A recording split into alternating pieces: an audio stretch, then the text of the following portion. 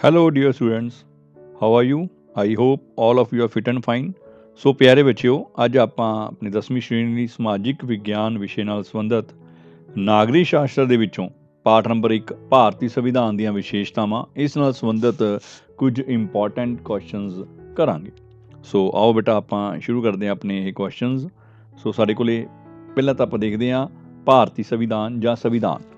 ਸੰਵਿਧਾਨ ਕੀ ਹੁੰਦਾ ਹੈ? ਬੜਾ ਇੰਪੋਰਟੈਂਟ ਹੈ, ਇਹਨੂੰ ਆਪਾਂ ਰਿਵਾਈਜ਼ ਕਰਨਾ ਥੋੜ੍ਹਾ ਜਿਹਾ। ਸੰਵਿਧਾਨ ਇੱਕ ਮੌਲਿਕ ਕਾਨੂੰਨੀ ਦਸਤਾਵੇਜ਼ ਹੁੰਦਾ ਹੈ ਜਿਸ ਦੇ ਅਨੁਸਾਰ ਦੇਸ਼ ਦੀ ਸਰਕਾਰ ਆਪਣਾ ਕੰਮਕਾਜ ਕਰਦੀ ਹੈ ਜਾਂ ਦੇਸ਼ ਦਾ ਪ੍ਰਸ਼ਾਸਨ ਚਲਾਉਂਦੀ ਹੈ। ਸੋ ਬੇਟਾ ਇੱਕ ਅਜਿਹਾ ਲਿਖਤੀ ਕਾਨੂੰਨੀ ਦਸਤਾਵੇਜ਼ ਹੈ ਜਿਹਦੇ ਅਨੁਸਾਰ ਦੇਸ਼ ਦੀ ਸਰਕਾਰ ਹੈ ਆਪਣਾ ਕੰਮਕਾਜ ਕਰਦੀ ਹੈ, ਦੇਸ਼ ਦਾ ਪ੍ਰਸ਼ਾਸਨ ਚਲਾਉਂਦੀ ਹੈ, ਦੇਸ਼ ਦੀ ਸਾਰੀ ਵਿਵਸਥਾ ਦਾ ਧਿਆਨ ਰੱਖਦੀ ਹੈ। ਸੋ ਇਹ ਤੁਸੀਂ ਯਾਦ ਰੱਖਣਾ ਹੈ ਵੀ ਸੰਵਿਧਾਨ ਕੀ ਹੁੰਦਾ ਹੈ। ਓਕੇ ਬੇਟਾ, ਚਲੋ ਹੁਣ ਆਪਾਂ ਅੱਗੇ ਸ਼ੁਰੂ ਕਰਦੇ ਹਾਂ ਆਪਣੇ ਕੁਐਸਚਨ, ਜਿਹਦੇ ਵਿੱਚੋਂ ਪਹਿਲਾ ਕੁਐਸਚਨ ਆ ਗਿਆ, ਭਾਰਤੀ ਸੰਵਿਧਾਨ ਕਦੋਂ ਬਣਨਾ ਆਰੰਭ ਹੋਇਆ? ਦੇਖੋ, ਭਾਰਤ 15 ਅਗਸਤ 1947 ਨੂੰ ਯਾਦ ਹੋਇਆ ਸੀ, ਤਾਂ ਭਾਰਤ ਵਾਸਤੇ ਸੰਵਿਧਾਨ ਬਣਨਾ ਕਦੋਂ ਸ਼ੁਰੂ ਹੋਇਆ? ਇਹਦੇ ਵਿੱਚ ਸਾਡੇ ਕੋਲ ਆਪਸ਼ਨਸ ਆ ਰਹੀਆਂ, ਨੀਚੇ 4 ਆਪਸ਼ਨਸ ਨੇ। ਸੋ ਇਹਦੇ ਵਿੱਚੋਂ ਰਾਈਟ ਆਪਸ਼ਨ ਹੈ ਭਾਰਤੀ ਸੰਵਿਧਾਨ 9 ਦਸੰਬਰ 1946 ਨੂੰ ਬਣਨਾ ਆਰੰਭ ਹੋਇਆ ਸੀ ਬੇਟਾ।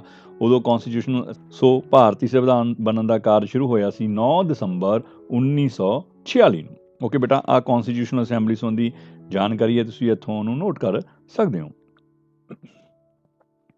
ਕੁਐਸਚਨ ਨੰਬਰ 2, ਭਾਰਤੀ ਸੰਵਿਧਾਨ ਕਿਸ ਮਿਤੀ ਨੂੰ ਬਣ ਕੇ ਤਿਆਰ ਹੋ ਗਿਆ ਸੀ? ਦੇਖੋ, 9 ਦਸੰਬਰ 1946 ਨੂੰ ਬਣਾਉਣਾ ਸ਼ੁਰੂ ਕੀਤਾ ਗਿਆ। ਭਾਰਤੀ ਸੰਵਿਧਾਨ ਨੂੰ ਬੇਟਾ ਬਣਾਉਣ 'ਤੇ ਕਾਫੀ ਸਮਾਂ ਲੱਗਿਆ ਸੀ, 2 ਸਾਲ 11 ਮਹੀਨੇ 18 ਦਿਨ ਲੱਗੇ ਸੀ। ਤੁਸੀਂ ਇਹ ਯਾਦ ਰੱਖਣਾ, ਵੈਸੇ ਕਾਫੀ ਇੰਪੋਰਟੈਂਟ ਕੁਐਸਚਨ ਹੈ। ਭਾਰਤੀ ਸੰਵਿਧਾਨ ਨੂੰ ਬਣਾਉਣ ਲੱਗੇ ਕਿੰਨਾ ਸਮਾਂ ਲੱਗਿਆ? 2 ਸਾਲ 11 ਮਹੀਨੇ 18 ਦਿਨ। ਤਾਂ ਕਹਿੰਦਾ ਵੀ ਭਾਰਤੀ ਸੰਵਿਧਾਨ ਕਿਸ ਮਿਤੀ ਨੂੰ ਬਣ ਕੇ ਤਿਆਰ ਹੋ ਗਿਆ ਸੀ? ਆਪਾਂ ਉਹਦਾ ਰਿਪਲਾਈ ਦੇਣਾ, ਸਾਨੂੰ ਸਾਰਿਆਂ ਨੂੰ ਪਤਾ ਹੈ, ਬੜੀ ਇੰਪੋਰਟੈਂਟ ਮਿਤੀ ਹੈ, 26 ਨਵੰਬਰ 1949। ਕਦੋਂ ਬਣ ਕੇ ਤਿਆਰ ਹੋ ਗਿਆ ਸੀ ਜੀ?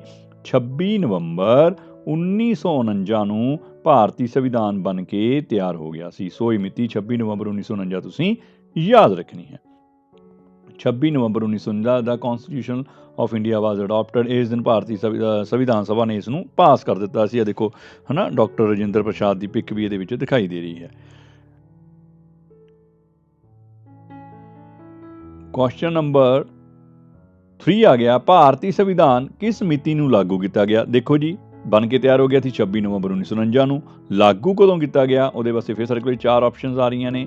ਸਾਨੂੰ ਸਾਰਿਆਂ ਨੂੰ ਪਤਾ ਹੈ ਭਾਰਤੀ ਸੰਵਿਧਾਨ ਕਿਸ ਮਿਤੀ ਨੂੰ ਲੱਭਿਆ ਗਿਆ? 26 ਜਨਵਰੀ 1950 ਨੂੰ ਲਾਗੂ ਕੀਤਾ ਗਿਆ, ਜਿਸ ਨਾਲ ਭਾਰਤ ਇੱਕ ਰਿਪਬਲਿਕ ਗਣਤੰਤਰ ਦੇਸ਼ ਬਣ ਗਿਆ। ਸੋ 26 ਜਨਵਰੀ 1950 ਨੂੰ ਭਾਰਤੀ ਸੰਵਿਧਾਨ ਲਾਗੂ ਕੀਤਾ ਗਿਆ। ਇਸ ਕਰਕੇ ਅਸੀਂ ਹਰ ਇੱਕ 26 ਜਨਵਰੀ ਨੂੰ ਸਾਡਾ ਗਣਤੰਤਰ ਦਿਵਸ ਮਨਾਉਂਦੇ ਹਾਂ, ਰਿਪਬਲਿਕ ਡੇ ਮਨਾਉਂਦੇ ਹਾਂ। ਭਾਰਤੀ ਸੰਵਿਧਾਨ ਕਦੋਂ ਲਾਗੂ ਕੀਤਾ ਗਿਆ? 26 ਜਨਵਰੀ 1950 ਨੂੰ। ਨੈਕਸਟ ਕੁਐਸਚਨ ਨੰਬਰ 4, ਭਾਰਤੀ ਸੰਵਿਧਾਨ ਦੀ ਪ੍ਰਸਤਾਵਨਾ ਕਿੰਨਾ ਸ਼ਬਦਾਂ ਨਾਲ ਆਰੰਭ ਹੁੰਦੀ ਹੈ? ਬੜਾ ਹੀ ਮਹੱਤਵਪੂਰਨ ਕੁਐਸਚਨ ਹੈ ਬੇਟਾ। 4 ਆਪਸ਼ਨਸ ਆ ਰਹੀਆਂ ਸਾਡੇ ਕੋਲ, ਇਹਦੇ ਵਿੱਚੋਂ ਰਾਈਟ ਆਪਸ਼ਨ ਕੀ ਹੈ ਬੇਟਾ? ਭਾਰਤੀ ਜਿਹੜੀ ਸੰਵਿਧਾਨ ਦੀ ਪ੍ਰਸਤਾਵਨਾ ਹੈ ਉਹ ਆਰੰਭ ਹੁੰਦੀ ਹੈ ਅਸੀਂ ਭਾਰਤ ਦੇ ਲੋਕ, ਇਹਨਾਂ ਸ਼ਬਦਾਂ ਨਾਲ ਇਹ ਸ਼ੁਰੂ ਹੁੰਦੀ ਹੈ, ਅਸੀਂ ਭਾਰਤ ਦੇ ਲੋਕ। ਆਹ ਦੇਖੋ, ਪ੍ਰਸਤਾਵਨਾ ਦੀ ਪਿਕ ਆ ਗਈ ਤੁਹਾਡੇ ਸਾਹਮਣੇ, ਅਸੀਂ ਭਾਰਤ ਦੇ ਲੋਕ ਭਾਰਤ ਨੂੰ ਇੱਕ ਸੰਪੂਰਨ ਪ੍ਰਭੂਸੱਤਾ ਸੰਪੰਨ ਸਮਾਜਵਾਦੀ ਧਰਮ ਨਿਰਪੱਖ ਪ੍ਰਜਾਤੰਤਰੀ ਗਣਰਾਜ ਬਣਾਉਣ ਲਈ ਅਤੇ ਇਸ ਦੇ ਸਾਰੇ ਨਾਗਰਿਕਾਂ ਨੂੰ ਸਮਾਜਿਕ, ਆਰਥਿਕ ਤੇ ਰਾਜਨੀਤਿਕ ਨਿਆਂ, ਵਿਚਾਰ ਪ੍ਰਗਟਾਉਣ, ਵਿਸ਼ਵਾਸ, ਧਰਮ ਤੇ ਉਪਾਸਨਾ ਦੀ ਸੁਤੰਤਰ ਪ੍ਰਤਿਸ਼ਠਾ ਦੇ ਅਵਸਰ ਦੀ ਸਮਾਨਤਾ ਨੂੰ ਪ੍ਰਾਪਤ ਕਰਾਉਣ ਲਈ। ਇਸ ਤਰ੍ਹਾਂ ਨਾਲ ਬੇਟਾ ਇਹ ਭਾਰਤੀ ਸੰਵਿਧਾਨ ਦੀ ਜਿਹੜੀ ਪ੍ਰਸਤਾਵਨਾ ਹੈ ਤੁਹਾਡੇ ਸਾਹਮਣੇ ਦਰਜ ਹੈ, ਸ਼ੁਰੂ ਹੁੰਦੀ ਹੈ ਅਸੀਂ ਭਾਰਤ ਦੇ ਲੋਕ ਨਾਮ ਦੇ ਸ਼ਬਦਾਂ ਦੇ ਨਾਲ।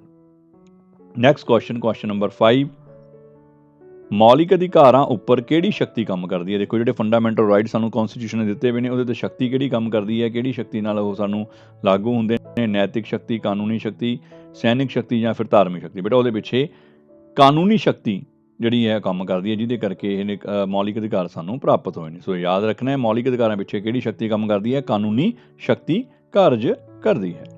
ਫਿਰ ਆ ਗਿਆ ਸਾਡੇ ਕੋਲ ਨੈਕਸਟ ਕੁਐਸਚਨ, ਮੌਲਿਕ ਅਧਿਕਾਰ ਕਿਸ ਦੇਸ਼ ਦੇ ਸੰਵਿਧਾਨ ਤੋਂ ਪ੍ਰੇਰਿਤ ਹੋ ਕੇ ਭਾਰਤੀ ਸੰਵਿਧਾਨ ਵਿੱਚ ਦਰਜ ਕੀਤੇ ਗਏ ਨੇ?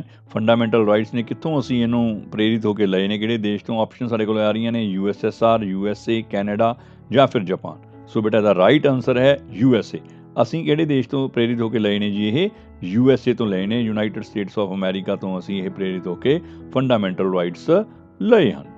ਸੋ ਨੈਕਸਟ ਕੁਐਸਚਨ ਤੁਹਾਡੇ ਸਾਹਮਣੇ ਆ ਗਿਆ, ਸਮਾਜਵਾਦੀ, ਧਰਮ ਨਿਰਪੱਖ, ਰਾਸ਼ਟਰ ਦੀ ਏਕਤਾ ਅਤੇ ਅਖੰਡਤਾ, ਇਹ ਸ਼ਬਦ ਨੇ ਜਿਹੜੇ ਭਾਰਤੀ ਪ੍ਰਸਤਾਵਨਾ ਵਿੱਚ ਕਦੋਂ ਜੋੜੇ ਗਏ? ਬਹੁਤ ਹੀ ਇੰਪੋਰਟੈਂਟ ਕੁਐਸਚਨ ਹੈ। ਸਮਾਜਵਾਦੀ, ਧਰਮ ਨਿਰਪੱਖ, ਰਾਸ਼ਟਰ ਦੀ ਏਕਤਾ ਅਤੇ ਅਖੰਡਤਾ, ਇਹ ਜਿਹੜੇ ਸ਼ਬਦ ਸੀਗੇ ਭਾਰਤੀ ਪ੍ਰਸਤਾਵਨਾ ਵਿੱਚ ਕਦੋਂ ਜੋੜੇ ਗਏ? ਸਾਡੇ ਕੋਲੇ 4 ਆਪਸ਼ਨਸ ਆ ਰਹੀਆਂ ਨੇ ਬੇਟਾ ਜੀ। 1976 ਵਿੱਚ 42ਵੀਂ ਸੋਧ ਰਾਹੀਂ, 1992 ਵਿੱਚ 73ਵੀਂ ਸੋਧ ਰਾਹੀਂ, 1993 ਵਿੱਚ 74ਵੀਂ ਸੋਧ ਰਾਹੀਂ, ਜਾਂ ਫਿਰ 1988 ਵਿੱਚ 61ਵੀਂ ਸੋਧ ਰਾਹੀਂ। ਬੇਟਾ ਇਹਦਾ ਰਾਈਟ ਆਨਸਰ ਹੈ, ਬਹੁਤ ਇੰਪੋਰਟੈਂਟ ਹੈ, 1976 ਵਿੱਚ 42ਵੀਂ ਸੋਧ ਰਾਹੀਂ ਹੈ ਜਿਹੜਾ ਸੰਵਿਧਾਨਿਕ ਸੋਧ ਸੀ ਬੇਟਾ। 42ਵੀਂ ਸੋਧ ਹੋਈ ਸੀ 1976 ਦੇ ਵਿੱਚ। ਇਸ ਰਾਹੀਂ ਸਮਾਜਵਾਦੀ, ਧਰਮ ਨਿਰਪੱਖ, ਰਾਸ਼ਟਰ ਦੀ ਏਕਤਾ ਅਤੇ ਅਖੰਡਤਾ ਦੇ ਸ਼ਬਦ ਭਾਰਤ ਦੀ ਸੰਵਿਧਾਨ ਦੀ ਪ੍ਰਸਤਾਵਨਾ ਵਿੱਚ ਜੋੜੇ ਗਏ। ਬੇਟਾ 42ਵੀਂ ਸੋਧ ਨੂੰ ਹੀ ਅਸੀਂ ਮਿੰਨੀ ਕੌਂਸਟੀਟਿਊਸ਼ਨ ਆਫ ਇੰਡੀਆ ਵੀ ਬੋਲਦੇ ਹਾਂ। ਬੜਾ ਹੀ ਇੰਪੋਰਟੈਂਟ ਕੁਐਸਚਨ ਹੈ। ਇਸ ਸਮੇਂ ਭਾਰਤ ਦੇ ਪ੍ਰਧਾਨ ਮੰਤਰੀ ਸ਼੍ਰੀਮਤੀ ਇੰਦਰਾ ਗਾਂਧੀ ਜੀ ਸੀਗੇ। ਇਹ ਸੀਗੀ 42nd ਅਮੈਂਡਮੈਂਟ 1976। ਨੈਕਸਟ ਕੁਐਸਚਨ ਤੁਹਾਡੇ ਸਾਹਮਣੇ ਆ ਰਿਹਾ, ਕੁਐਸਚਨ ਨੰਬਰ 8। ਦੇਸ਼ ਦਾ ਸੰਵਿਧਾਨਕ ਮੁਖੀ ਕੌਣ ਹੁੰਦਾ ਹੈ? ਸੰਵਿਧਾਨ ਨੇ ਭਾਰਤ ਦੇਸ਼ ਦਾ ਸੰਵਿਧਾਨਕ ਮੁਖੀ ਕਿਸ ਨੂੰ ਨਿਯੁਕਤ ਕੀਤਾ ਹੈ? ਉਹ ਨਿਯੁਕਤ ਕੀਤਾ ਹੈ ਜੀ ਭਾਰਤ ਦੇਸ਼ ਦੇ ਮਾਨਯੋਗ ਰਾਸ਼ਟਰਪਤੀ ਜੀ ਨੂੰ। ਸੰਵਿਧਾਨਕ ਮੁਖੀ ਕੌਣ ਹੁੰਦੇ ਨੇ? ਰਾਸ਼ਟਰਪਤੀ। ਇਸ ਟਾਈਮ ਸਾਡੇ ਰਾਸ਼ਟਰਪਤੀ ਕੌਣ ਨੇ? ਸ਼੍ਰੀ ਰਾਮਨਾਥ ਕੋਵਿੰਦ ਜੀ ਭਾਰਤ ਦੇਸ਼ ਦੇ ਇਸ ਟਾਈਮ ਰਾਸ਼ਟਰਪਤੀ ਹਨ। ਪਹਿਲੇ ਰਾਸ਼ਟਰਪਤੀ ਸੀਗੇ ਡਾਕਟਰ ਰਾਜਿੰਦਰ ਪ੍ਰਸਾਦ। ਨੈਕਸਟ ਕੁਐਸਚਨ, ਰਾਜ ਦੀ ਨੀਤੀ ਦੇ ਨਿਰਦੇਸ਼ਕ ਸਿਧਾਂਤ ਕਿਸ ਦੇਸ਼ ਦੇ ਸੰਵਿਧਾਨ ਤੋਂ ਪ੍ਰੇਰਿਤ ਹੋ ਕੇ ਲਏ ਗਏ ਹਨ? ਬੇਟਾ ਰਾਜ ਦੀ ਜਿਹੜੀ ਨੀਤੀ ਹੈ, ਜਿਹੜੇ ਉਹਦੇ ਨਿਰਦੇਸ਼ਕ ਸਿਧਾਂਤ ਨੇ, ਉਹ ਕਿਹੜੇ ਦੇਸ਼ ਤੋਂ ਪ੍ਰੇਰਿਤ ਹੋ ਕੇ ਲਏ ਗਏ ਨੇ ਜੀ? ਆਇਰਲੈਂਡ। ਕਿਹੜੇ ਦੇਸ਼ ਤੋਂ? ਆਇਰਲੈਂਡ ਦੇ ਸੰਵਿਧਾਨ ਤੋਂ, ਕੌਂਸਟੀਟਿਊਸ਼ਨ ਤੋਂ ਇਹ ਪ੍ਰੇਰਿਤ ਹੋ ਕੇ ਅਸੀਂ ਆਪਦੇ ਸੰਵਿਧਾਨ ਦੇ ਵਿੱਚ ਅਡਾਪਟ ਕੀਤੇ ਨੇ। ਆਇਰਲੈਂਡ ਕੰਟਰੀ ਤੋਂ ਇਹ ਲਏ ਗਏ ਨੇ। Next question, question number 10। ਭਾਰਤੀ ਸੰਵਿਧਾਨ ਨੇ ਭਾਰਤੀ ਨਾਗਰਿਕਾਂ ਨੂੰ ਕਿੰਨੇ ਮੌਲਿਕ ਅਧਿਕਾਰ ਦਿੱਤੇ ਨੇ? ਬੜਾ ਹੀ ਮਹੱਤਵਪੂਰਨ ਕੁਐਸਚਨ ਹੈ, ਤੁਹਾਨੂੰ ਸਾਰਿਆਂ ਨੂੰ ਆਉਣਾ ਚਾਹੀਦਾ ਹੈ। ਕਿੰਨੇ ਮੌਲਿਕ ਅਧਿਕਾਰ ਨੇ ਜੀ? ਸਾਡੇ ਫੰਡਾਮੈਂਟਲ ਰਾਈਟ ਨੇ 6 ਫੰਡਾਮੈਂਟਲ ਰਾਈਟ ਨੇ। 6 ਮੌਲਿਕ ਅਧਿਕਾਰ ਸਾਨੂੰ ਦਿੱਤੇ ਗਏ ਨੇ ਕੌਂਸਟੀਟਿਊਸ਼ਨ ਆਫ ਇੰਡੀਆ ਦੁਆਰਾ, ਫੰਡਾਮੈਂਟਲ ਰਾਈਟਸ। ਓਕੇ ਬੇਟਾ ਜੀ। ਨੈਕਸਟ ਕੁਐਸਚਨ, ਫਿਲ ਇਨ ਦੀ ਬਲੈਂਕਸ ਆ ਗਿਆ।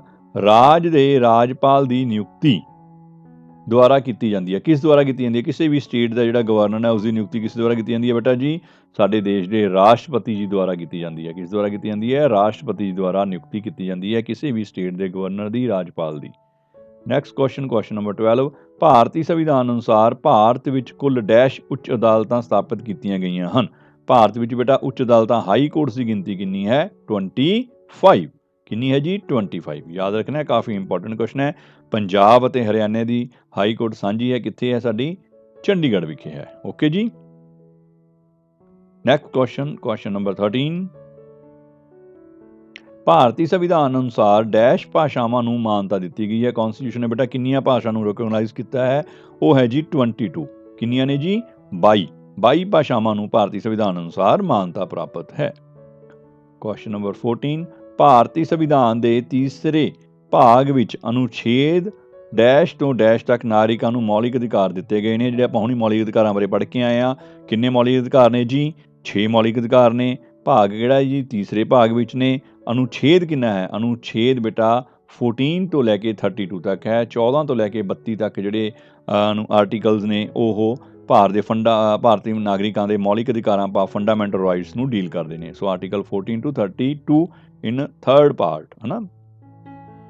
ਅੱਗੇ ਦੇਖਦੇ ਹਾਂ ਆਪਾਂ ਕੁਐਸਚਨਸ। ਟਰੂ ਫਾਲਸ ਆ ਗਏ। ਦੇਖੋ, ਸਮਾਜਵਾਦੀ ਰਾਜ ਵਿੱਚ, ਭਾਵ ਸਮਾਜਵਾਦੀ ਰਾਜ ਕੀ ਹੁੰਦਾ ਹੈ? ਸਮਾਜਵਾਦੀ ਰਾਜ ਵਿੱਚ ਨਾਗਰਿਕਾਂ ਨੂੰ ਆਪਣਾ ਵਿਕਾਸ ਕਰਨ ਲਈ ਸਮਾਨ ਅਵਸਰ ਮਿਲਣਾ, ਗਰੀਬ ਅਤੇ ਅਮੀਰ ਵਿੱਚ ਕੋਈ ਅੰਤਰ ਨਾ ਹੋਣਾ, ਸਾਰੇ ਨਾਗਰਿਕਾਂ ਨੂੰ ਬਿਨਾਂ ਕਿਸੇ ਵਿਤਕਰੇ ਦੇ ਸਮਾਜਿਕ, ਆਰਥਿਕ ਅਤੇ ਰਾਜਨੀਤਿਕ ਨਿਆਂ ਮਿਲਦਾ ਹੈ। ਕੀ ਇਹ ਗੱਲ ਸਹੀ ਹੈ? ਕੀ ਇਹ ਪਰਿਭਾਸ਼ਾ ਸਮਾਜਵਾਦੀ ਰਾਜ ਦੀ ਹੈ? ਬਿਲਕੁਲ ਸਹੀ ਬੇਟਾ। ਸਮਾਜਵਾਦੀ ਰਾਜ ਦੇ ਵਿੱਚ ਸਾਰੇ ਨਾਗਰਿਕਾਂ ਨੂੰ ਬਰਾਬਰ ਅਧਿਕਾਰ ਹੁੰਦੇ ਨੇ।